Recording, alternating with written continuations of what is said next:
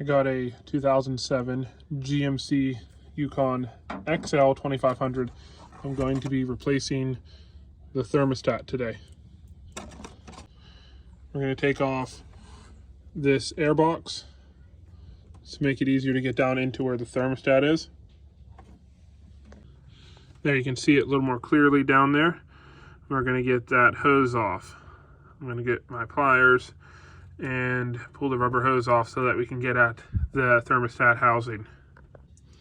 So when you take it off, you can just prop it right up there so that it doesn't leak everything out. There's a little bit leaking out now, but you can have something to catch it underneath. Now we're gonna get our 10mm socket on that and then get that thermostat housing off. So I got it off now. Here it is. Need to clean it up. But yeah, be warned, it will lose fluid. So you want something to catch under there. I got a bucket under there. It didn't catch it all, but it caught some of it. All right, so got the housing all cleaned up, and now I'm gonna put the new thermostat on it. So the thermostat can only go in one way, so you can't get it backwards.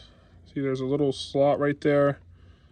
It fits just right in there, just like that, and now we're ready to put the thing together.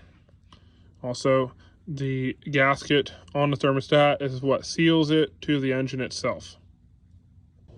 All right, it's back on. Now we're gonna put the tube back on it. The hose is back in place now. Time to put the rest of the airbox back together and test her out. Airbox is back on and top cover.